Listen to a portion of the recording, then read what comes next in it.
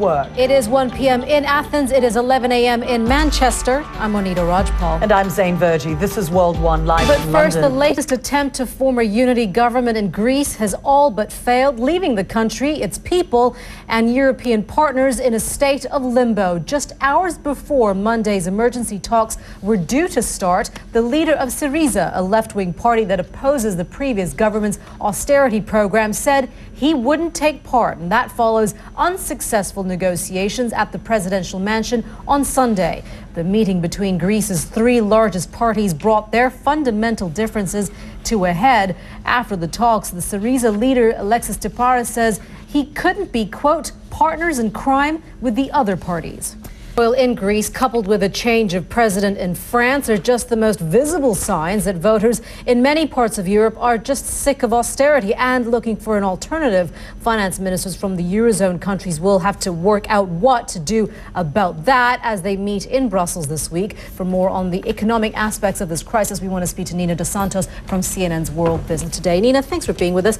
It seems as though more and more likely that the only option, and I'm not an economist or a politician, would be then to perhaps for Greece to exit out of the euro. Is that the only option there is? Even senior economists and politicians can't seem to be able to answer that question either, Monita. And if you take Thank you very much for that. Appreciate it. It was a stunning finale to a sensational football season. Manchester City have been crowned champions of the English Premier League for the first time in 44 years after clinching the title with seconds to spare.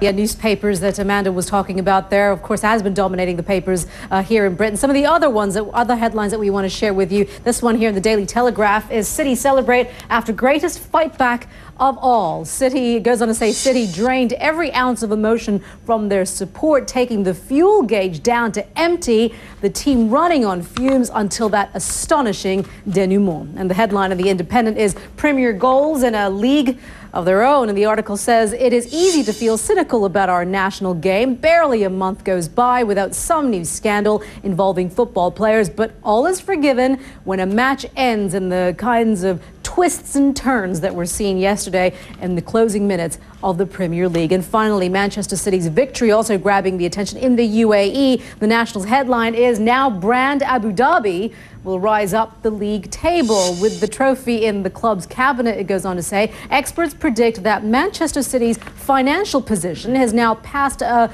trough and will start providing a return to its Abu Dhabi owners, both financially and by building the Emirates' reputation worldwide. We made a terrible, egregious mistake. Words from the head of JP Morgan, who is dealing with the backlash of his bank's $2 billion trading loss revealed last week. Published reports say that 3 top executives are set to resign over the blunder after a failed trading strategy put a serious dent. More on this from CNN's Christine Romans. She joins us now from New York. And Christine, it's quite unusual to hear a banker use the words dead wrong. Certainly doesn't instill much sort of credibility then, does it?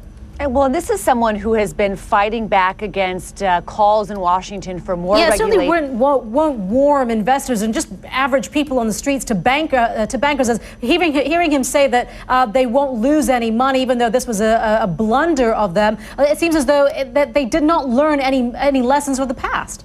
Well, and that's what people who are calling for stronger bank reforms are going to... what's trending on social media right now, shall we? At number 3, the English Premier League. From Britain to Nigeria to the UAE and the United States, Sunday's thrilling end to the football season is dominating conversation online. One fan put it like this: it was better than any film script ever. Now at number 2, we've got this gentleman right here. Newsweek's raising eyebrows with its portrayal of President Obama as, quote, the first gay president. Obama is pictured on the front cover with a multicolored halo above his head. Just last week, the American president announced his support for same-sex marriage. And then at number 1, the box office superpowers, I should say. The Avengers Assemble is expected to top $1 billion in ticket sales. The film featuring Captain America, Iron Man, Thor, and the Hulk has been smashing records since it came out almost 3 weeks ago. And there's more to come.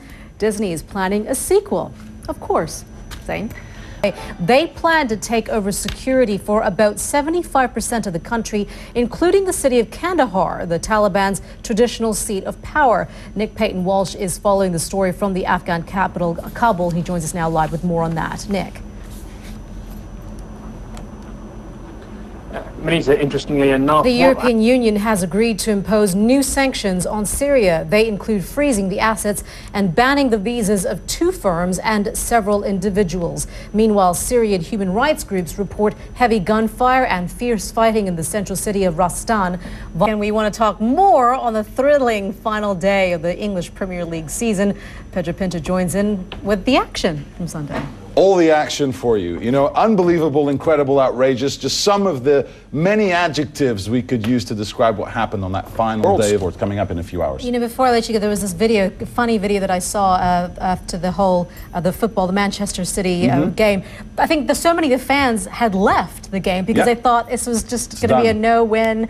You know, they were so disappointed, and you saw some of these fans actually hearing that actually there's going to be a turnaround, climbing the walls of the stadium, trying to get back in to be a part of the celebrations. If you wait 44 years, just wait another couple of minutes. Just let the game, just let the game end. Yeah. You know, be a real fan. Yeah, I know, right? Yeah, all right. That's my take. Thank you. All right, words of wisdom.